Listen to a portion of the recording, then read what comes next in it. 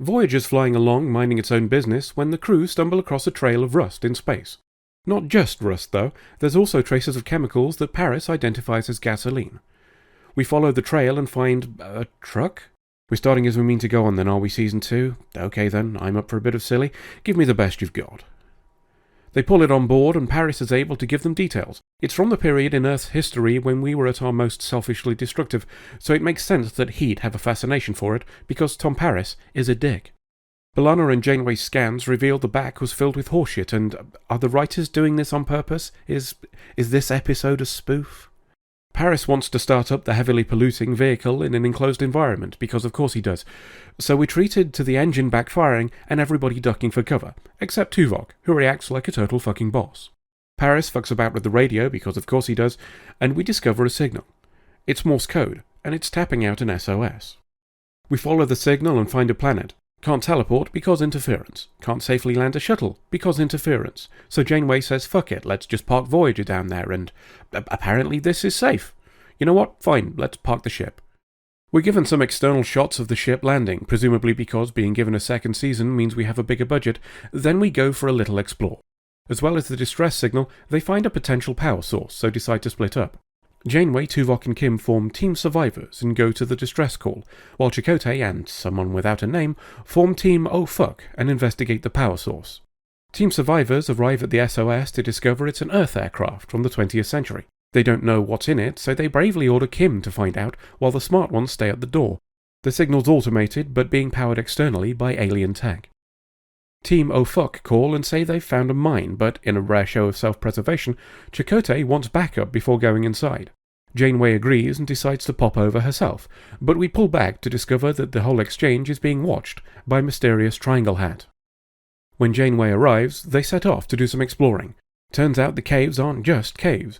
There's an alien installation of some kind, and it looks like it's filled with frozen humans. One of them is Amelia Earhart, the early 20th century aviation pioneer who disappeared in 1937. Cut to the ready room, where after Janeway explains who Earhart was to the rest of them, they discuss what to do.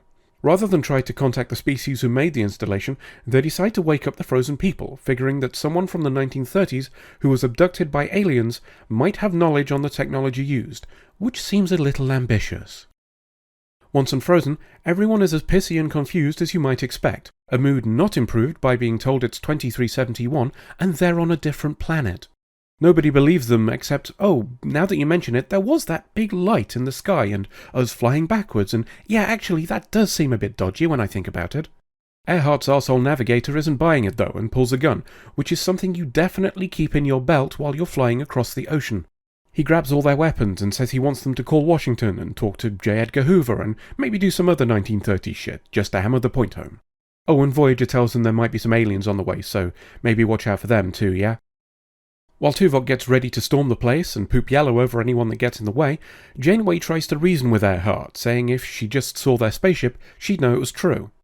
Arsehole Navigator gets all wavy with his gun, and Earhart tells him to shut the fuck up. Convinced, Earhart agrees to go, accompanied by Arsehole Navigator and guy who owns the horseshit truck. Up on the surface, Chakotay and Tuvok are leading a rescue team, presumably leaving Neelix in charge of the bridge. They're also still picking up those weird contacts that might be aliens, which turns out to be correct when they start getting shot at a bit. Just then, Janeway brings her lot out of the cave. Good news though, because Arsehole Navigator gets shot. Kim goes back for him sadly, but you can't have everything, I guess. Janeway calls Chakotay and says she'll flank them. They start pooping some yellow while she circles round, with the gun that was taken away from her earlier, but I guess we're ignoring that now. She poops yellow on one of the Triangle Hats, then the other two surrender. Surprised though, because it turns out they're human too. There's some talk of aliens called the Briori, and we all agree to stop pooping while we figure shit out.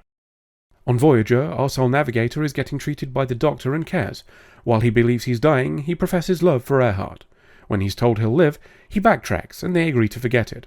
The whole exchange adds nothing, and is a pointless mess in an already pretty bad episode. In the ready room, one of the Triangle Hats is real pissed off that Janeway nicked the frozen people, or the 37's, as he calls them. It seems they're considered sacred by the Triangle Hats, who are descended from other 37's. Triangle Hat says 100 humans were abducted in 1937 and brought here for slave labour, which makes perfect sense if you ignore the logistical implications of travelling across an entire galaxy to grab a relative handful of people for menial tasks, but don't overthink it. Oh, and the Briori were apparently utterly fucking incompetent too, because the descendants of the not-frozen 37's were able to rebel and overthrow them. Oh, and they blew up the Briori ship too, so you're not using that to get back to Earth either. Anyway, Janeway tells Triangle Hat that the sacred 37's weren't nicked, but revived. He meets Earhart and invites everyone to visit their cities, because apparently the descendants of the other 37's fucked like rabbits. Later, Janeway and Chakotay are talking about their visit to Triangle Hat's city. Here we get the first interesting part of this entire episode, a discussion on the morality of enforcing service upon a crew who wish to leave and join this settlement, and comparing that to how any departures would negatively impact those who remain. The question of whether Starfleet rules can be applied in a situation where all current crew members are unlikely to live long enough to return home is a complex one. How do you handle the issue of consent with a crew for whom resignation is no longer an option?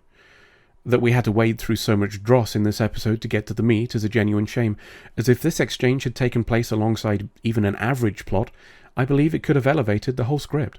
But I digress. After some conversation between various crew members about whether or not they'll leave, we're taken to the big reveal of who'll stay on the planet, which, of course, is nobody. Up on the bridge, we're reminded that the central cast exist, then we fly away. End of episode.